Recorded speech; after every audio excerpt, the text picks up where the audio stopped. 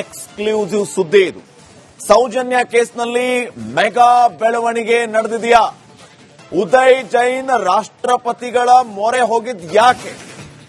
ಉದಯ್ ಜೈನ್ ಒಂದು ನಿರ್ಧಾರವನ್ನ ಮಾಡಿ ರಾಷ್ಟ್ರಪತಿಗೆ ಒಂದು ಅರ್ಜಿಯನ್ನ ಸಲ್ಲಿಸಿದ್ದಾನೆ. ಅದು ದಯಾಮರಣದ ಅರ್ಜಿ, ದಯಾಮರಣದ ಮನವಿಯನ್ನ ಸಲ್ಲಿಸಿರುವಂತದ್ದು ಉದಯ್ ಜೈನ್. ಧರ್ಮಸ್ಥಳ ಷಡ್ಯಂತ್ರ ಕೇಸ್ನ ಈ ಕ್ಷಣದ ಎಕ್ಸ್ಕ್ಲೂಸಿವ್.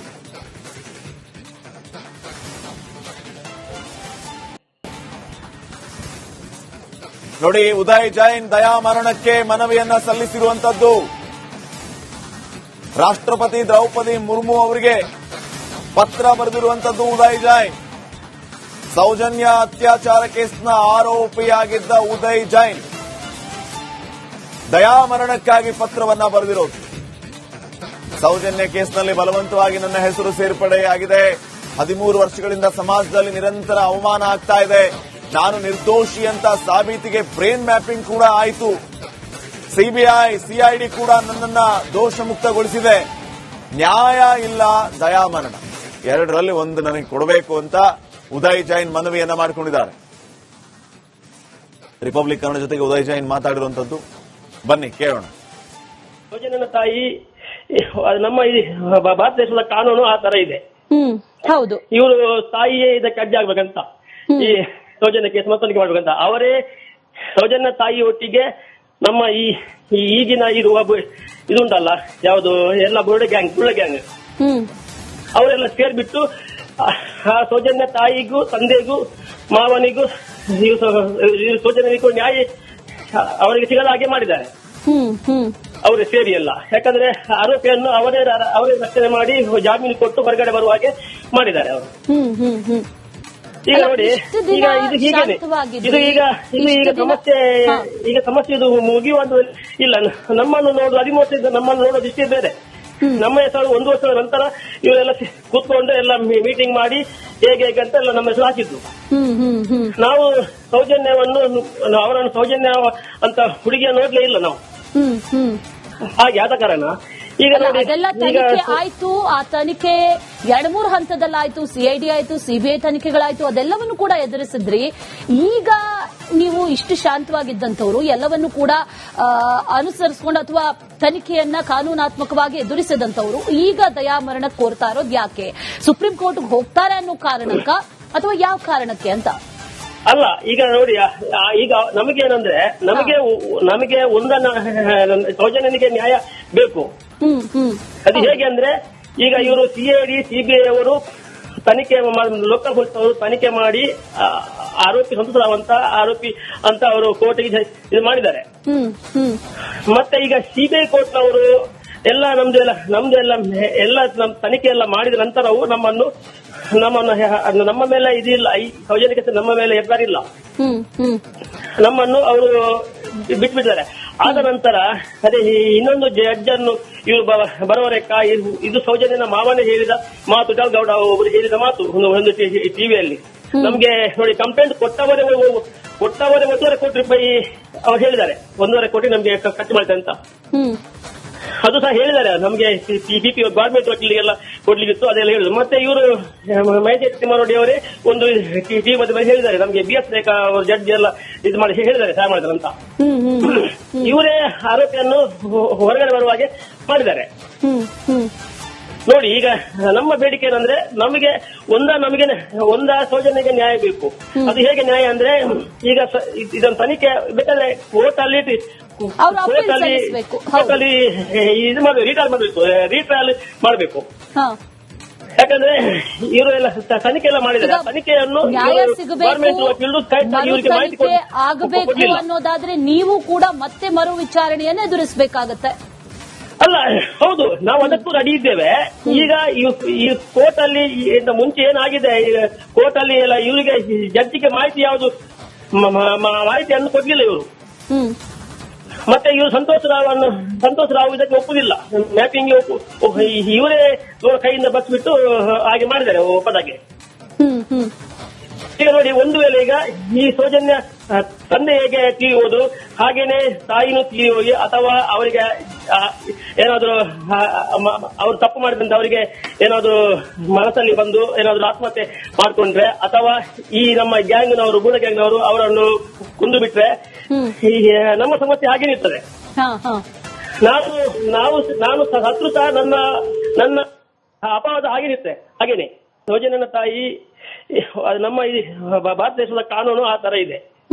ಹೌದು, ಇವರು ತಾಯಿಯೇ ಇದಕ್ಕೆ ಅಡ್ಡಿ ಆಗ್ಬೇಕಂತ, ಈ ಸೌಜನ್ಯ ಕೇಸ್ ಮತ್ತೊಂದಿಗೆ ಮಾಡ್ಬೇಕಂತ. ಅವರೇ ಸೌಜನ್ಯ ತಾಯಿ ಒಟ್ಟಿಗೆ ನಮ್ಮ ಈಗಿನ ಇರುವ ಇದುಂಟಲ್ಲ, ಯಾವುದು ಎಲ್ಲ ಬುರುಡ ಗ್ಯಾಂಗ್ ಅವರೆಲ್ಲ ಸೇರ್ಬಿಟ್ಟು ಆ ಸೌಜನ್ಯ ತಾಯಿಗೂ, ತಂದೆಗೂ, ಮಾವನಿಗೂ, ಸೌಜನ್ಯನಿಗೂ ನ್ಯಾಯ ಅವರಿಗೆ ಸಿಗದ ಹಾಗೆ ಮಾಡಿದ್ದಾರೆ. ಅವರೇ ಸೇರಿ ಎಲ್ಲ. ಯಾಕಂದ್ರೆ ಆರೋಪಿಯನ್ನು ಅವರೇ ರಕ್ಷಣೆ ಮಾಡಿ ಜಾಮೀನು ಕೊಟ್ಟು ಹೊರಗಡೆ ಬರುವ ಹಾಗೆ ಮಾಡಿದ್ದಾರೆ ಅವರು. ಈಗ ನೋಡಿ, ಈಗ ಇದು ಹೀಗೇನೆ, ಈಗ ಸಮಸ್ಯೆ ಇದು ಮುಗಿಯುವುದು ಇಲ್ಲ. ನಮ್ಮನ್ನು ನೋಡುದು 13 ವರ್ಷ ನಮ್ಮನ್ನು ನೋಡೋದು ಇಷ್ಟೇ ಬೇರೆ. ನಮ್ಮ ಹೆಸರು 1 ವರ್ಷದ ನಂತರ ಇವರೆಲ್ಲ ಕೂತ್ಕೊಂಡು ಎಲ್ಲ ಮೀಟಿಂಗ್ ಮಾಡಿ ಹೇಗೆ ಅಂತ ಎಲ್ಲ ನಮ್ಮ ಹೆಸರು ಹಾಕಿದ್ದು. ನಾವು ಅವರನ್ನು ಸೌಜನ್ಯ ಅಂತ ಹುಡುಗಿಯ ನೋಡ್ಲೇ ಇಲ್ಲ ನಾವು. ಹಾಗೆ ಆದ ಕಾರಣ ಈಗ ನೋಡಿ, ಅದೆಲ್ಲ ತನಿಖೆ ಆಯ್ತು. ಆ ತನಿಖೆ 2-3 ಹಂತದಲ್ಲಾಯ್ತು. ಸಿಐಡಿ ಆಯ್ತು, ಸಿಬಿಐ ತನಿಖೆಗಳಾಯ್ತು. ಅದೆಲ್ಲವನ್ನು ಕೂಡ ಎದುರಿಸಿದ್ರಿ. ಈಗ ನೀವು ಇಷ್ಟು ಶಾಂತವಾಗಿದ್ದಂಥವ್ರು, ಎಲ್ಲವನ್ನು ಕೂಡ ಅನುಸರಿಸಿಕೊಂಡು ಅಥವಾ ತನಿಖೆಯನ್ನ ಕಾನೂನಾತ್ಮಕವಾಗಿ ಎದುರಿಸಿದಂಥವ್ರು ಈಗ ದಯಾಮರಣ ಕೋರ್ತಾ ಇರೋದು ಯಾಕೆ? ಸುಪ್ರೀಂ ಕೋರ್ಟ್ಗೆ ಹೋಗ್ತಾರೆ ಅನ್ನೋ ಕಾರಣಕ್ಕ ಅಥವಾ ಯಾವ ಕಾರಣಕ್ಕೆ ಅಂತ? ಅಲ್ಲ, ಈಗ ನೋಡಿ, ಈಗ ನಮಗೇನಂದ್ರೆ ನಮಗೆ ಒಂದನ್ನ ಸೌಜನ್ಯನಿಗೆ ನ್ಯಾಯ ಬೇಕು. ಅದು ಹೇಗೆ ಅಂದ್ರೆ, ಈಗ ಇವರು ಸಿಐಡಿ ಸಿಬಿಐ ಅವರು ತನಿಖೆ ಲೋಕಾಯುಕ್ತರು ತನಿಖೆ ಮಾಡಿ ಆರೋಪಿ ಸಂತೋಷವಂತ ಆರೋಪಿ. ಎಕ್ಸ್ಕ್ಲೂಸಿವ್ ಸುದ್ದಿ ಇದು. ಸೌಜನ್ಯ ಕೇಸ್ನಲ್ಲಿ ಮೆಗಾ ಬೆಳವಣಿಗೆ ನಡೆದಿದೆಯಾ? ಉದಯ್ ಜೈನ್ ರಾಷ್ಟ್ರಪತಿಗಳ ಮೊರೆ ಹೋಗಿದ್ ಯಾಕೆ? ಉದಯ್ ಜೈನ್ ಒಂದು ನಿರ್ಧಾರವನ್ನ ಮಾಡಿ ರಾಷ್ಟ್ರಪತಿಗೆ ಒಂದು ಅರ್ಜಿಯನ್ನ ಸಲ್ಲಿಸಿದ್ದಾನೆ. ಅದು ದಯಾಮರಣದ ಅರ್ಜಿ, ದಯಾಮರಣದ ಮನವಿಯನ್ನ ಸಲ್ಲಿಸಿರುವಂತದ್ದು ಉದಯ್ ಜೈನ್. ಧರ್ಮಸ್ಥಳ ಷಡ್ಯಂತ್ರ ಕೇಸ್ನ ಈ ಕ್ಷಣದ ಎಕ್ಸ್ಕ್ಲೂಸಿವ್.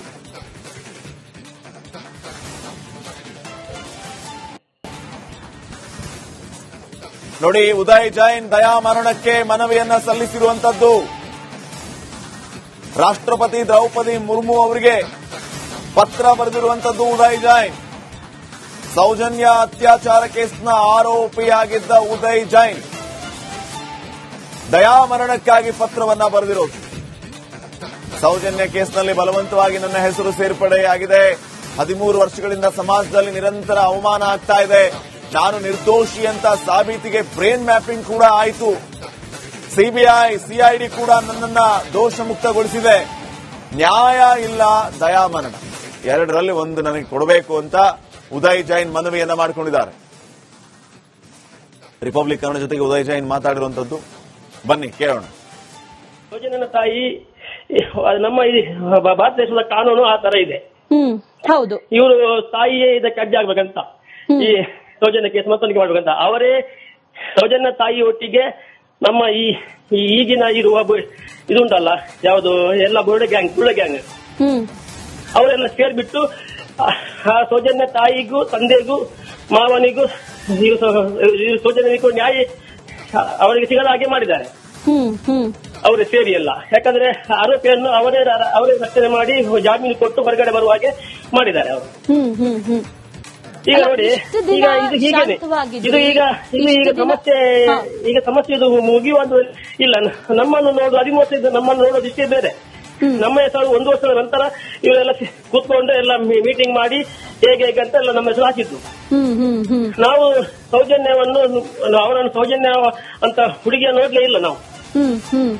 ಹಾಗೆ ಆದ ಕಾರಣ ಈಗ ನೋಡಿ, ಅದೆಲ್ಲ ತನಿಖೆ ಆಯ್ತು. ಆ ತನಿಖೆ 2-3 ಹಂತದಲ್ಲಾಯ್ತು. ಸಿಐಡಿ ಆಯ್ತು, ಸಿಬಿಐ ತನಿಖೆಗಳಾಯ್ತು. ಅದೆಲ್ಲವನ್ನು ಕೂಡ ಎದುರಿಸಿದ್ರಿ. ಈಗ ನೀವು ಇಷ್ಟು ಶಾಂತವಾಗಿದ್ದಂಥವ್ರು, ಎಲ್ಲವನ್ನು ಕೂಡ ಅನುಸರಿಸಿಕೊಂಡು ಅಥವಾ ತನಿಖೆಯನ್ನ ಕಾನೂನಾತ್ಮಕವಾಗಿ ಎದುರಿಸಿದಂಥವ್ರು ಈಗ ದಯಾಮರಣ ಕೋರ್ತಾ ಇರೋದು ಯಾಕೆ? ಸುಪ್ರೀಂ ಕೋರ್ಟ್ಗೆ ಹೋಗ್ತಾರೆ ಅನ್ನೋ ಕಾರಣಕ್ಕ ಅಥವಾ ಯಾವ ಕಾರಣಕ್ಕೆ ಅಂತ? ಅಲ್ಲ ಈಗ ನೋಡಿ ಈಗ ನಮಗೇನಂದ್ರೆ ನಮಗೆ ಒಂದನ್ನ ಸೌಜನ್ಯನಿಗೆ ನ್ಯಾಯ ಬೇಕು. ಅದು ಹೇಗೆ ಅಂದ್ರೆ ಈಗ ಇವರು CID CBI ಅವರು ತನಿಖೆ ಲೋಕಲ್ ಪೊಲೀಸ್ ಅವರು ತನಿಖೆ ಮಾಡಿ ಆರೋಪಿ ಸಂತೋಷವಂತ ಆರೋಪಿ ಅಂತ ಅವರು ಕೋರ್ಟ್ಗೆ ಇದು ಮಾಡಿದ್ದಾರೆ. ಮತ್ತೆ ಈಗ CBI ಕೋರ್ಟ್ನವರು ಎಲ್ಲ ನಮ್ದು ತನಿಖೆ ಎಲ್ಲ ಮಾಡಿದ ನಂತರವೂ ನಮ್ಮ ಮೇಲೆ ಇದಿಲ್ಲ, ಈ ಸೌಜನ್ಯಕ್ಕೆ ನಮ್ಮ ಮೇಲೆ ಎಬ್ಬರಿಲ್ಲ, ನಮ್ಮನ್ನು ಅವರು ಬಿಟ್ಬಿಟ್ಟಿದ್ದಾರೆ. ಆದ ನಂತರ ಅದೇ ಇನ್ನೊಂದು ಜಡ್ಜ್ ಅನ್ನು ಇವರು ಬರೋವರೆ ಇದು ಸೌಜನ್ಯನ ಮಾವನೇ ಹೇಳಿದ ಮಾತು, ಗೌಡ ಒಬ್ಬರು ಹೇಳಿದ ಮಾತು ಒಂದು ಟಿವಿಯಲ್ಲಿ. ನಮ್ಗೆ ನೋಡಿ ಕಂಪ್ಲೇಂಟ್ ಕೊಟ್ಟವರೇ 1.5 ಕೋಟಿ ರೂಪಾಯಿ ಅವ್ರು ಹೇಳಿದ್ದಾರೆ, 1.5 ಕೋಟಿ ನಮ್ಗೆ ಖರ್ಚು ಮಾಡ್ತಾರೆ ಅಂತ. ಅದು ಸಹ ಹೇಳಿದ್ದಾರೆ ನಮ್ಗೆ BP ಗವರ್ಮೆಂಟ್ ವಕೀಲಿಗೆಲ್ಲ ಕೊಡ್ಲಿಕ್ಕಿತ್ತು, ಅದೆಲ್ಲ ಹೇಳಿದ್ರು. ಮತ್ತೆ ಇವರು ಮಹೇಶ್ ತಿಮ್ಮಾರೆಡ್ಡಿ ಅವರೇ ಒಂದು ಟಿವಿ ಹೇಳಿದ್ದಾರೆ ನಮ್ಗೆ BS ರೇಖಾ ಜಡ್ಜ್ ಎಲ್ಲ